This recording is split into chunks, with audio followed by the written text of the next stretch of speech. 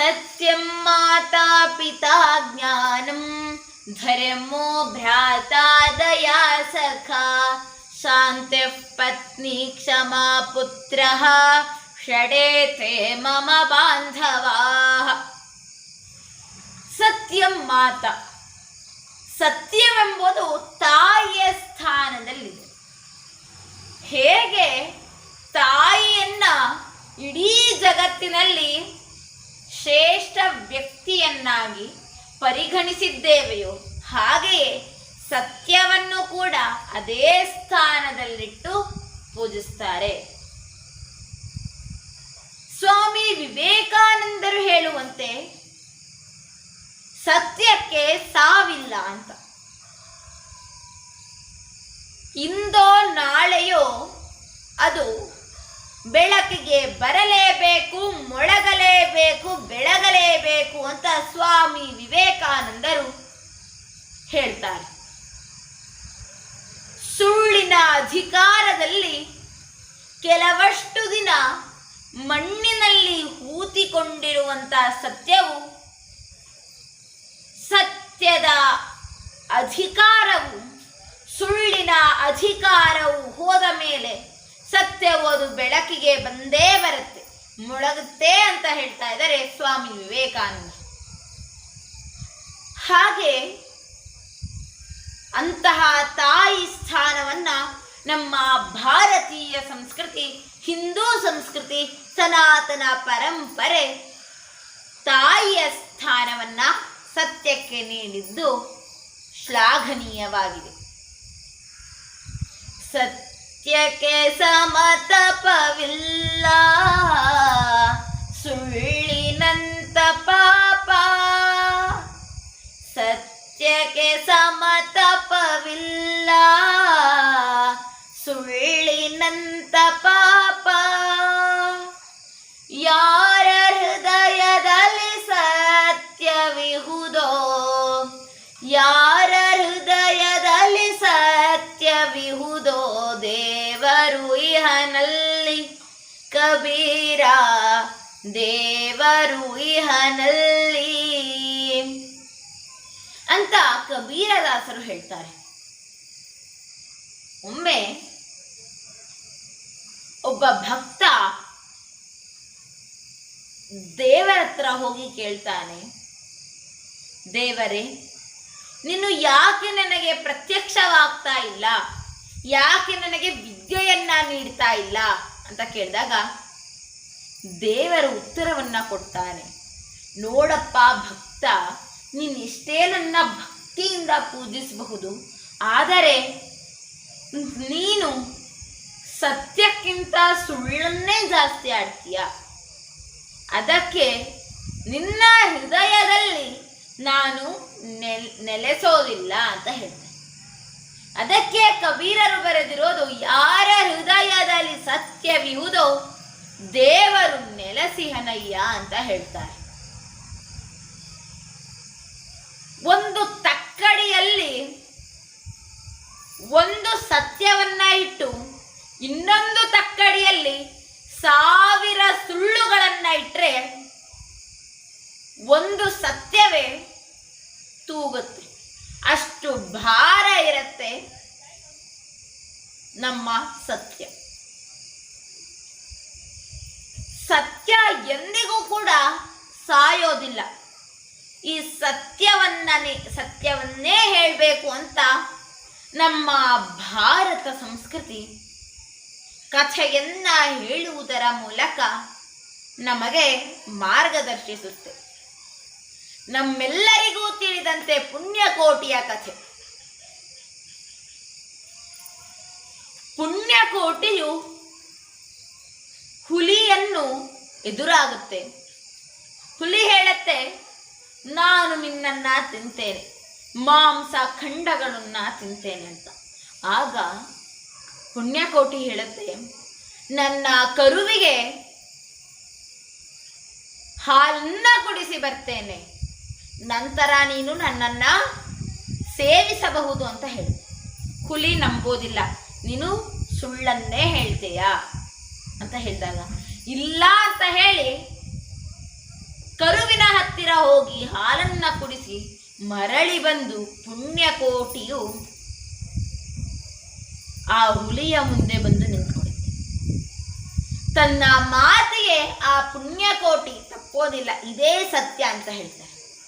ಆ ಒಂದು ಕಥೆಯಿಂದ ನಮ್ಮ ಭಾರತೀಯರಿಗೆ ಸತ್ಯವೇ ನಮ್ಮ ತಾಯಿ ತಂದೆ, ಸತ್ಯವೇ ನಮ್ಮ ಬಂಧು ಬಳಗ, ಸತ್ಯವಾಕ್ಯಕ್ಕೆ ತಪ್ಪಿ ನಡೆದರೆ ಮೆಚ್ಚನ ಪರಮಾತ್ಮನು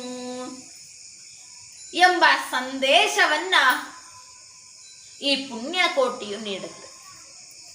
ಆ ಪುಣ್ಯಕೋಟಿಯೇ ಸತ್ಯದ ಮಾತೆಯಾಗಿರ್ಬೇಕಾದ್ರೆ ನಾವು ಸುಳ್ಳನ್ನ ಹೇಳೋದು ಸರಿನಾ ಅಂತ ಪ್ರಶ್ನೆಯನ್ನ ಮಾಡ್ಕೋಬೇಕು.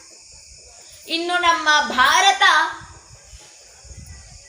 ಇಡೀ ಭಾರತವನ್ನ ಗೆದ್ದುಕೊಳ್ಳಲು, ಸ್ವತಂತ್ರವನ್ನಾಗಿ ಮಾಡಲು ವೀರ ಧೀರ ಶೂರಾದಿಗಳು ಹೋರಾಟವನ್ನ ಮಾಡಿದ್ದಾರೆ. ಹಾಗೆ ಅವರೆಲ್ಲರೂ ಹೇಳಿದಂತೆ ನಾವು ಎಲ್ಲರೂ ಪಾಲಿಸಬೇಕಾದಂತ ಒಂದು ಅಂಶ ಏನಂತ ಹೇಳಿದ್ರೆ, ಧಮನಿ ಧಮನಿಯಲ್ಲಿ ದೇಶ ಪ್ರೇಮ ಮೊಳಗಲಿ, ಭಾರತೀಯರೆಂಬ ಭಾವ ನಮ್ಮದಾಗಲಿ, ಭಾರತಾಂಬೆಗೆ ನಾವು ನಮಿಸುವ, ಭಾರತಾಂಬೆಗೆ ನಾವು ನಮಿಸುವ, ಸತ್ಯಮೇವ ಜಯತೆ ಎಂದು ಜಗಕ್ಕೆ ಸಾರುವ ವೀರ ಧೀರರಾಳಿದ ದೇಶ ಭಾರತ, ಭವ್ಯ ಭಾರತ ಅಂತ ದೇಶಭಕ್ತಿ ಗೀತೆ ಇದು.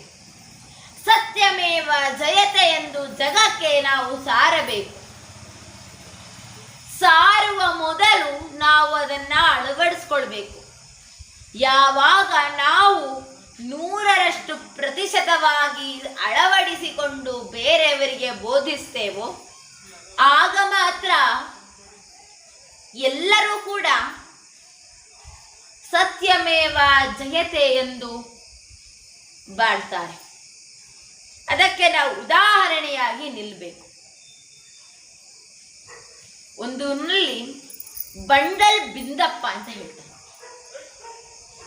ಅವನ ಹೆಸರು ಬಿಂದಪ್ಪ ಅಷ್ಟೇ, ಆದ್ರೆ ಬಂಡಲ್ ಬಿಂದಪ್ಪ ಅಂತ ಎಲ್ಲರೂ ಕೂಡ ಕರೀತಾ ಇರ್ತಾರೆ. ಯಾಕಂತ ಹೇಳಿದ್ರೆ ಅವನಿಗೆ ಸತ್ಯ ಏನೆಂಬುದೇ ಗೊತ್ತಿರೋದಿಲ್ಲ, ಎಲ್ಲವನ್ನ ಸುಳ್ಳು ಹೇಳ್ತಾ ಇರ್ತಾನೆ. ಜನರು ಅವನ ಮುಂದೆ ಗೌರವವಾಗಿ ಗೌರವವನ್ನ ನೀಡುವಂತೆ ನಟಿಸಿದ್ರು ಕೂಡ ಹಿಂದೆಯಿಂದ ಅವನಿಗೆ ಯಾರೂ ಕೂಡ ಬೆಲೆಯನ್ನ ಕೊಡ್ತಾ ಇರೋದಿಲ್ಲ. ಅದಕ್ಕೆ ಸುಳ್ಳನ್ನ ಹೇಳಬಾರ್ದು ಅಂತ ಈ ಒಂದು ಬಂಡಲ್ ಬಿಂದಪ್ಪನಿಂದ ಕಲಿಬೇಕು. ಸುಳ್ಳನ್ನೇ ಜೀವನವನ್ನಾಗಿ ಮಾಡಿಕೊಂಡಂತ ಬಂಡಲ್ ಬಿಂದಪ್ಪನಿಗೆ ಯಾರೂ ಕೂಡ ಗೌರವವನ್ನ ಕೊಡ್ತಾ ಇರೋದಿಲ್ಲ. ಹಾಗೆ ನಾವಾಗಬಾರದು, ಸತ್ಯವನ್ನೇ ನುಡಿಯಬೇಕು. ಮಾತಾ ನಾಸ್ತಿ ಪಿತಾ ನಾಸ್ತಿ ನಾಸ್ತಿ ಬಂಧು ಸಹೋದರ, ರಾಜ ನಾಸ್ತಿ ಪ್ರಜಾ ನಾಸ್ತಿ ತಸ್ಮಾತ್ ಜಾಗೃತ ಜಾಗೃತ ಅಂತ ಹೇಳ್ತಾರೆ. ಮಾತಾ ನಾಸ್ತಿ ಪಿತಾ ನಾಸ್ತಿ, ತಾಯಿಯು ನಮ್ಮ ಜನ್ಮವು ಮುಗಿಯುವಾಗ ತಾಯಿಯು ಬರೋದಿಲ್ಲ, ತಂದೆಯೂ ಬರೋದಿಲ್ಲ, ಬಂಧು ಸಹೋದರರು ಯಾರೂ ಬರೋದಿಲ್ಲ, ರಕ್ತವನ್ನ ಹಂಚಿಕೊಂಡು ಬೆಳೆದಂತ ಯಾರೂ ಕೂಡ ಬರೋದಿಲ್ಲ, ರಾಜ ಬರೋದಿಲ್ಲ, ಪ್ರಜೆ ಬರೋದಿಲ್ಲ, ಪ್ರಭುಗಳು ಯಾರೂ ಬರೋದಿಲ್ಲ. ಅದಕ್ಕೆ ಜಾಗೃತನಾಗಿರು ಎಲೆ ಮೂಢನೆ ಅಂತ ಹೇಳ್ತಾರೆ. ಸತ್ಯವನ್ನ ನಾವು ಅಳವಡಿಸಿಕೊಂಡು ಯಾವಾಗಲೂ ಕೂಡ ಜಾಗೃತವಾಗಿಯೇ ಇರಬೇಕು. ಆಗ ಮಾತ್ರ ನಾವು ದೇಶದ ಉದ್ಧಾರವನ್ನ ಮಾಡೋಕೆ ಸಾಧ್ಯ ಆಗುತ್ತೆ. ಇನ್ನು ನಮ್ಮ ಭಾರತದಲ್ಲಿ ಶ್ರೇಷ್ಠ ಪ್ರಕಾಶನವಾದಂತಹ ಗೀತಾ ಪ್ರೆಸ್ ಗೋರಖಪುರ ಎಂಬ ಪ್ರಕಾಶನದಿಂದ ಬಂದಂತಹ ಉಪದೇಶಪರ ಕಥೆಗಳು ಎಂಬ ಪುಸ್ತಕದಿಂದ ಈ ಒಂದು ಕಥೆಯನ್ನು ಆರಿಸಿಕೊಳ್ಳಲಾಗಿದೆ. ಒಂದು ರಾಜ್ಯದಲ್ಲಿ ಒಬ್ಬ ರಾಜ ಆಳ್ವಿಕೆಯನ್ನ ಮಾಡ್ತಾ ಇರ್ತಾನೆ. ಆ ರಾಜ ಧರ್ಮವನ್ನ ಪಾಲಿಸ್ತಾ ಇರ್ತಾನೆ. ರಾಜನಿಗೆ ಯಾವುದೂ ಕೂಡ ಕುಂದುಕೊರತೆ ಇರೋದಿಲ್ಲ. ಹೀಗಿರ್ಬೇಕಾದ್ರೆ ಆ ಒಂದು ರಾಜ್ಯದಲ್ಲಿ ಅನೇಕ ವ್ಯಾಪಾರಸ್ಥರಿರ್ತಾರೆ. ರಾಜನು ಒಂದು ಪ್ರತಿಜ್ಞೆಯನ್ನ ಮಾಡಿರ್ತಾನೆ. ಏನಂತ ಹೇಳಿದ್ರೆ, ಬೆಳಗ್ಗಿನಿಂದ ಸಂಜೆಯವರೆಗೂ ವ್ಯಾಪಾರಕ್ಕೆ ಕುಳಿತಂತಹ ವ್ಯಾಪಾರಿಗಳಿಗೆ ಯಾವ ವಸ್ತು ವ್ಯಾಪಾರ ಆಗೋದಿಲ್ವೋ ಅದನ್ನ ನಾನು ಖರೀದಿ ಮಾಡ್ತೇನೆ ಸಂಜೆ ಅಂತ ಪ್ರತಿಜ್ಞೆಯನ್ನ ಮಾಡುತ್ತೆ. ಪ್ರತಿದಿನ ಹಾಗೆ ಆಗ್ತಾ ಇರುತ್ತೆ. ಹೀಗಿರ್ಬೇಕಾದ್ರೆ ಒಂದು ದಿನ ಯಮಧರ್ಮರಾಯ ಜವರಾಯ ಏನ್ ಮಾಡ್ತಾನೆ ಅಂತ ಹೇಳಿದ್ರೆ, ಬ್ರಾಹ್ಮಣ ವೇಷಧಾರಿಯಾಗಿ ಒಂದು ಪೆಟ್ಟಿಗೆ ತುಂಬಾ ದರಿದ್ರವಾದಂತ ಕಸ, ಕಡ್ಡಿ, ಮಣ್ಣುಗಳನ್ನ ತುಂಬಿಕೊಂಡು ಬರ್ತಾನೆ. ಅವನು ಕೂಡ ವ್ಯಾಪಾರದ ಸ್ಥಳದಲ್ಲೇ ಕೂತ್ಕೋತಾನೆ. ಪ್ರತಿದಿನದಂತೆ ಸಂಜೆ ರಾಜನ ಸೇವಕರು ಬರ್ತಾರೆ. ಬ್ರಾಹ್ಮಣ ವೇಷಧಾರಿಯಾದಂಥ ಯಮನಿಗೆ ಕೇಳ್ತಾರೆ, ಯಾಕಪ್ಪ ನಿನ್ನ ವಸ್ತು ಇವತ್ತು ವ್ಯಾಪಾರ ಆಗಿಲ್ಲ ಅಂತ. ಅದಕ್ಕೆ ಯಮ ಹೇಳ್ತಾನೆ, ಇಲ್ಲ, ನನ್ನ ಪೆಟ್ಟಿಗೆ ತುಂಬ ಕಸ ಕಡ್ಡಿಗಳಿದೆ, ಅದಕ್ಕೆ ಯಾರೂ ಕೂಡ ತಗೋತಾ ಇಲ್ಲ. ಸೇವಕರು ಹೇಳ್ತಾರೆ, ಕಸ ಕಡ್ಡಿಗಳನ್ನ ಯಾರು ತಗೋತಾರಪ್ಪ ಅಂತ. ಅನಂತರ ಅವನು ರಾಜರ ಹತ್ತಿರ ತಗೊಂಡು ಹೋಗಿ ಅಂತ ಕೇಳಿದಾಗ ಸೇವಕರು ಆ ಪೆಟ್ಟಿಗೆಯನ್ನ ರಾಜರ ಹತ್ರ ತಗೊಂಡು ಹೋಗಿ ಕೇಳ್ತಾರೆ. ರಾಜ ಹೇಳ್ತಾನೆ, ನಾನು ಸತ್ಯ ಪ್ರತಿಜ್ಞೆಯನ್ನ ಮಾಡಿದ್ದೇನೆ, ಏನು ಉಳಿದಿದ್ರು ಕೂಡ ನಾನು ತಗೋತೇನೆ ಅಂತ ಹೇಳ್ತಾನೆ. ಒಂದು ಸ್ವಲ್ಪ ದುಡ್ಡನ್ನ ಕೊಟ್ಟು ಆ ಪೆಟ್ಟಿಗೆಯನ್ನ ತೆಗೆದುಕೊಂಡು ಬನ್ನಿ ಅಂತ ರಾಜ ಆಜ್ಞೆಯನ್ನ ಕೊಡ್ತಾನೆ. ಆದ್ರೆ ಬ್ರಾಹ್ಮಣ ವೇಷಧಾರಿಯಾದಂತ ಯಮ ಹೇಳ್ತಾನೆ, ಈ ಒಂದು ಪೆಟ್ಟಿಗೆಗೆ 1000 ರೂಪಾಯಿ ಅಂತ. ಇದನ್ನ ಸೇವಕರು ರಾಜನಿಗೆ ಹೇಳಿದಾಗ, ಆಯಿತು, ಪ್ರತಿಜ್ಞೆಗೆ ನಾನು ಮೀರುವವನಲ್ಲ, 1000 ರೂಪಾಯಿಯನ್ನ ಕೊಟ್ಟು ತೆಗೆದುಕೊಂಡು ಬನ್ನಿ ಅಂತ ಹೇಳ್ತಾನೆ. ಆಗ ಮನೆಯ ಒಂದು ಕಡೆ ಪೆಟ್ಟಿಗೆಯಲ್ಲಿ ಕಸದ ಗುಂಪು ಕೂತ್ಕೊಳ್ಳುತ್ತೆ. ಇದನ್ನ ಕಂಡಂತಹ ರಾಜನಿಗೆ ಯಾವುದೇ ಬೇಸರ ಇರೋದಿಲ್ಲ. ಅದೇ ದಿನ ರಾತ್ರಿ ಅಂಗಳದಲ್ಲಿ ರಾಜ ಕುತ್ಕೊಂಡಿರ್ತಾನೆ. ಆಗ ಸುಂದರ ಯುವತಿ ನಡ್ಕೊಂಡು ಹೋಗ್ತಾ ಇರ್ತಾಳೆ. ಆಗ ರಾಜ ಕೇಳ್ತಾನೆ, ನೀನು ಯಾರು, ಯಾಕೆ ಇಲ್ಲಿಗೆ ಬಂದೆ ಅಂತ. ಆಗ ಸುಂದರ ಯುವತಿ ಹೇಳ್ತಾಳೆ, ನಾನು ಲಕ್ಷ್ಮಿ, ನಿನ್ನ ಮನೆಯಲ್ಲೇ ವಾಸ ಮಾಡ್ತಾ ಇದ್ದೆ, ಆದ್ರೆ ನೀನು ನನ್ನನ್ನ ಗುರುತಿಸ್ಕೊಂಡಿಲ್ಲ, ನೀನು ದರಿದ್ರವಾದಂತ ಕಸ ಕಡ್ಡಿಗಳನ್ನ ಇಟ್ಟಿದ್ದೇಯ, ನನಗೆ ಇಲ್ಲಿ ಇರಲು ಇಷ್ಟವಿಲ್ಲ, ಹೋಗ್ತಾ ಇದ್ದೇನೆ ಅಂತ. ಅದರ ಹಿಂದೆ ದಾನವು ಕೂಡ, ಲಕ್ಷ್ಮಿ ಇಲ್ಲದ ಜಾಗ ನನಗೆ ಬೇಡ ಅಂತ ಹೇಳಿ ಹೋಗುತ್ತೆ. ನಂತರ ಯಜ್ಞ ಹೋದಾಗ ಕೊನೆಗೆ ಉಳಿದಿದ್ದು ಸತ್ಯ ಮಾತ್ರ. ಸತ್ಯ ಹೇಳುತ್ತೆ, ಈ ರಾಜ ಸತ್ಯವನ್ನ ನುಡಿದಿದ್ದಾನೆ. ಸತ್ಯಕ್ಕೆ ಮಿಗಿಲಾದಂತ ವಸ್ತು ಈ ಒಂದು ಜಗತ್ತಿನಲ್ಲಿ ಇನ್ಯಾವುದೂ ಇಲ್ಲ. ನಾನು ಅದಕ್ಕೆ ಈ ಒಂದು ರಾಜ್ಯದಲ್ಲೇ, ಈ ಒಂದು ಅರಮನೆಯಲ್ಲೇ ವಾಸಿಸ್ತೇನೆ ಅಂತ ಹೇಳಿದಾಗ, ಸತ್ಯದ ಹಿಂದೆ ದಾನ, ಯಜ್ಞ, ಲಕ್ಷ್ಮಿ ಎಲ್ಲರೂ ಬರ್ತಾರೆ. ಅದಕ್ಕೆ ಹೇಳೋದು, ಯಾವ ಒಬ್ಬ ಮನುಷ್ಯನಲ್ಲಿ ಸತ್ಯವು ಅಪರಿಪೂರ್ಣವಾಗಿರುತ್ತೋ, ಪರಿಪೂರ್ಣವಾಗಿರುವುದಿಲ್ಲವೋ, ಆ ಒಬ್ಬ ವ್ಯಕ್ತಿ ಪೂರ್ಣನಲ್ಲ ಅಂತ ಹೇಳ್ತಾರೆ. ಅದಕ್ಕೆ ಸತ್ಯವನ್ನ ನಾವು ಅಳವಡಿಸ್ಕೊಳ್ಬೇಕು. ಇನ್ನು ರಘುವಂಶದಲ್ಲಿ ಜನಿಸಿದಂತಹ ಸತ್ಯ ಹರಿಶ್ಚಂದ್ರನನ್ನ ನೋಡಬಹುದು. ಸತ್ಯವನ್ನ ಬಿಡಲಿಕ್ಕೆ ಇಚ್ಛೆ ಇಲ್ಲದವನು ತನ್ನ ಹೆಂಡತಿ ಮಕ್ಕಳನ್ನೇ ತ್ಯಾಗ ಮಾಡ್ತಾನೆ. ಅವನು ಈ ಒಂದು ದೇಶಕ್ಕೆ, ಈ ಒಂದು ಸಮಾಜಕ್ಕೆ ಸತ್ಯಮೇವ ಜಯತೆ ಎಂಬ ಸಂದೇಶವನ್ನ ಕೊಡ್ತಾನೆ. ಇನ್ನು ದಶರಥ ಮಹಾರಾಜನು 2 ವರಗಳನ್ನ ಕೇಳುವಂತ ಕೈಕೇಯಿಗೆ ಮಾತು ಕೊಟ್ಟಾಗ ಅವಳು ಆ ಮಾತನ್ನು ದುರುಪಯೋಗ ಮಾಡಿಕೊಂಡು ರಾಮನನ್ನ 14 ವರ್ಷ ಕಾಡಿಗೆ ಕಳಿಸ್ಬೇಕು, ಭರತನನ್ನ ರಾಜನನ್ನಾಗಿ ಮಾಡಬೇಕು ಅಂತ ವರ ಕೇಳ್ತಾನೆ. ದಶರಥನಿಗೆ ಬೇಜಾರಾಗತ್ತೆ, ಶೋಕ ಆಗತ್ತೆ. ಆದರೂ ಕೂಡ ಸತ್ಯ ಪ್ರತಿಜ್ಞೆಯಂತೆ ನಡೆದುಕೊಂಡು ಅವನು ರಾಮನನ್ನ ಕಾಡಿಗೆ ಕಳಿಸ್ತಾನೆ. ಈ ಎಲ್ಲರೂ ಕೂಡ ನಮಗೆ ಆದರ್ಶಪ್ರಾಯರು, ಆದರ್ಶ ವ್ಯಕ್ತಿಗಳು. ಸತ್ಯವನ್ನೇ ನುಡಿಯಬೇಕು ಎಂದು ಹೇಳಿಕೊಟ್ಟವರು ಇವರೇ ನಮ್ಮ ಮಾರ್ಗದರ್ಶಕರು. ಇನ್ನು ನಮ್ಮ ಸುತ್ತಮುತ್ತಲೇ ನೋಡಬಹುದು, ಪರೀಕ್ಷಾ ವೇಳೆಯಲ್ಲಿ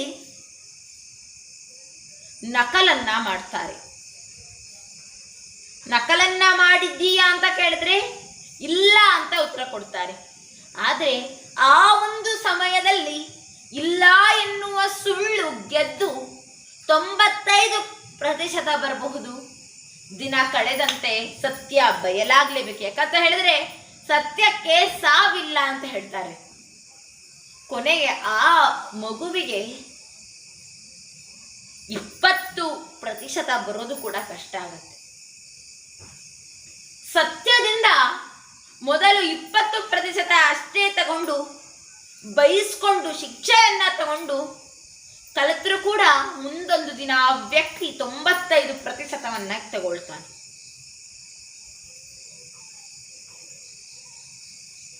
ಒಂದೂರಿನಲ್ಲಿ ಒಂದು ಕುಟುಂಬ ಇರುತ್ತೆ. ಅಣ್ಣ ತಂಗಿ ಇರ್ತಾರೆ. ಅಣ್ಣ ಯಾವಾಗಲೂ ಕೂಡ ಸತ್ಯವನ್ನೇ ಹೇಳ್ತಾ ಇರ್ತಾನೆ, ತಂಗಿ ಯಾವಾಗಲೂ ಸುಳ್ಳನ್ನ ಹೇಳ್ತಾ ಇರ್ತಾನೆ. ತಂಗಿ ಹೋಗಿ ಕದ್ಕೊಂಡು ಬರೋದು, ಅಣ್ಣನ ಮೇಲೆ ಹಾಕೋದು. ಅಣ್ಣ ನಾನು ಕದ್ದಿಲ್ಲ ಅಂತ ಹೇಳಿದ್ರು ಕೂಡ ತಂದೆ ತಾಯಿ ಅವನೇ ಕದ್ದಿದ್ದಾನೆ ಅಂತ ಹೇಳಿ ಶಿಕ್ಷೆಯನ್ನ ಕೊಡ್ತಾ ಇದ್ರು. ದಿನ ಕಳೆದಂತೆ ಗೊತ್ತಾಗುತ್ತೆ ಇದು ಮಗನ ಕೆಲಸವಲ್ಲ, ಮಗಳ ಕೆಲಸ ಅಂತ. ಅದಕ್ಕೆ ಮಗಳಿಗೆ ಘೋರ ಶಿಕ್ಷೆಯಾಗುತ್ತೆ. ಅದಕ್ಕೆ ಅವಳು ಮೊದಲೇ ಸತ್ಯವನ್ನ ಒಪ್ಕೊಂಡಿದ್ರೆ ಅಷ್ಟು ಘೋರ ಶಿಕ್ಷೆಯನ್ನ ಅವಳು ಅನುಭವಿಸಬೇಕಾಗಿರಲಿಲ್ಲ. ಅದಕ್ಕೆ ಸತ್ಯವನ್ನೇ ನುಡಿಬೇಕು. ಯಾವಾಗಲೂ ಕೂಡ ಯಾವಾಗ ಸತ್ಯವನ್ನ ನುಡಿತೇವೋ ನಮ್ಮ ಗೌರವ ಹೆಚ್ಚುತ್ತಾ ಹೋಗುತ್ತೆ. ಯಾವಾಗ ಸುಳ್ಳನ್ನ ಹೇಳ್ತೇವೋ ಆಗ ನಮ್ಮ ಗೌರವ ಇಳ್ತಾ ಬರುತ್ತೆ. ಸತ್ಯಕ್ಕೆ ಸಮತಪವಿಲ್ಲ, ಸುಳ್ಳಿನಂತ ಪಾಪ. ಯಾವ ತಪಸ್ಸನ್ನ, ಯಾವ ಅಡವಿಗೆ ಹೋಗಿ ತಪಸ್ಸನ್ನ ಮಾಡುವ ಅವಶ್ಯಕತೆ ಇಲ್ಲ. ಸತ್ಯವನ್ನೇ ನುಡಿಯುವುದೇ ಒಂದು ತಪಸ್ಸು. ಯಾವ ಹೀನ ಕೃತ್ಯವನ್ನ ಮಾಡಿ ಪಾಪವನ್ನ ಮಾಡುವ ಅವಶ್ಯಕತೆ ಇಲ್ಲ. ಸುಳ್ಳನ್ನು ಹೇಳಿದರೆ ಸಾಕು, ಅದೇ ಪಾಪವಾಗುತ್ತೆ. ಅದಕ್ಕೆ ಸತ್ಯವನ್ನೇ ನಾವು ನುಡಿಬೇಕು. ಯಾವಾಗ ಸತ್ಯವನ್ನೇ ನುಡಿತೇವೋ ಆಗ ಮಾತ್ರ ನಮ್ಮ ಗೆಲುವು ಸಾಧ್ಯ ಆಗುತ್ತೆ. ಒಂದೂರಿನಲ್ಲಿ ತಂದೆ ತಾಯಿ ತನ್ನ ಮಗಳಿಗೆ ವರನನ್ನ ಹುಡುಕ್ತಾ ಇರ್ತಾರೆ. ವರನನ್ನ ಹುಡುಕ್ತಾ ಇರ್ಬೇಕಾದ್ರೆ ಒಂದೂರಿನಲ್ಲಿ ವರ ಕಾಣಿಸ್ತಾನೆ. ವರನು ತನ್ನ ಹೊಗಳಿಕೆಗೆ ಏನೂ ಹೇಳ್ಕೊಳ್ಳೋದಿಲ್ಲ. ಆದರೆ ತಂದೆ ತಾಯಿಯರು ಇವನು ಇಂಜಿನಿಯರಿಂಗ್ ಮಾಡಿದ್ದಾರೆ, ಇವರದ್ದು 4 ಎಸ್ಟೇಟ್ಗಳಿದೆ, 10 ಮನೆಗಳಿದೆ, 24 ಆಳು ಕಾಳುಗಳಿದ್ದಾರೆ ಎಂದು ಬಂಡಲ್ ಹೇಳ್ತಂದೆ ಸುಳ್ಳನ್ನ ಹೇಳ್ತಾ, ಸುಳ್ಳಿನ ಸರಮಾಲೆಯನ್ನ ಕಟ್ತಾ ಮದುವೆಯನ್ನ ಮಾಡ್ತಾರೆ. ವಿಜೃಂಭಣೆಯಿಂದ ಮಾಡ್ತಾರೆ. ಕೆಲವು ದಿನಗಳಲ್ಲೇ ವಧುವಿಗೆ ಗೊತ್ತಾಗುತ್ತೆ ಎಲ್ಲ ಸುಳ್ಳು, ಏನೂ ಇರೋದಿಲ್ಲ. ಒಂದು ಕೆಲಸವೂ ಕೂಡ ಆ ವರನಿಗೆ ಇರೋದಿಲ್ಲ. ದಿನ ಕಳೆದಂತೆ ಸುಳ್ಳಿನ ಪ್ರಭಾವದಿಂದ ಜಗಳಗಳು ಹೆಚ್ಚಾಗ್ತಾ ಹೋಗುತ್ತೆ. ಕೊನೆಗೆ ಡಿವೋರ್ಸ್ ಕೂಡ ಆಗುತ್ತೆ. ನಿಜವನ್ನ ಹೇಳಿ ಮದುವೆ ಮಾಡಿದ್ರೆ ಏನೂ ಕೂಡ ಅಪಘಾತವಾಗಲಾರದು, ಅಪಾಯವಾಗದೇ ಇರುವುದು. ಅದಕ್ಕೆ ಸತ್ಯವನ್ನೇ ಹೇಳೋಣ. ಆದಷ್ಟು ಸುಳ್ಳನ್ನ ಹೇಳಬಾರ್ದು ಅಂತ ಇಲ್ಲ, ಅವಶ್ಯಕವಾಗಿ ಅನಿವಾರ್ಯವಾಗಿ ಸುಳ್ಳನ್ನು ಹೇಳಲೇಬೇಕು ಎನ್ನುವ ಸಂದರ್ಭದಲ್ಲಿ ಸ್ವಲ್ಪ ಮಟ್ಟಿಗೆ ಸುಳ್ಳನ್ನ ಹೇಳಬೇಕೇ ಹೊರತು ಎಲ್ಲವೂ ಸುಳ್ಳೇ ಆಗಿರಬಾರ್ದು. ನ ಬ್ರೂಯಾತ್ ಸತ್ಯಂ ಅಪ್ರಿಯಂ, ಅಪ್ರಿಯವಾದಂತಹ ಸತ್ಯವನ್ನ ಹೇಳಬಾರ್ದು ಎಂಬ ನಿಯಮ ಇರೋ ಕಾರಣ ಅಪ್ರಿಯವಾದಂತಹ ಸತ್ಯವನ್ನ ಹೇಳೋ ಬದಲು ಪ್ರಿಯವಾದಂತಹ ಸುಳ್ಳನ್ನ ಆ ಒಂದು ಸಮಯದಲ್ಲೇ ಹೇಳಿದ್ರೆ ಸೂಕ್ತವಾಗುತ್ತೆ. ಆದರೆ ಇಡೀ ಜೀವನವೇ ಸುಳ್ಳನ್ನ ಹೇಳ್ತಾ ಕೂತ್ರೆ ನಮಗೆ ಪ್ರಯೋಜನವಿಲ್ಲ. ಅದಕ್ಕೆ ಸತ್ಯವನ್ನೇ ಹೇಳೋಣ, ಸತ್ಯಮೇವ ಜಯತೆ ಎಂದು ಎಲ್ಲರಿಗೂ ಸಾರುತ್ತಾ ನಾವು ಕೂಡ ಅಳವಡಿಸಿಕೊಳ್ಳೋಣ ಅಂತ ಹೇಳ್ತಾ ನನ್ನ ಮಾತಿಗೆ ಪೂರ್ಣ ವಿರಾಮವನ್ನ ಕೊಡ್ತೇನೆ. ಧನ್ಯವಾದಗಳು.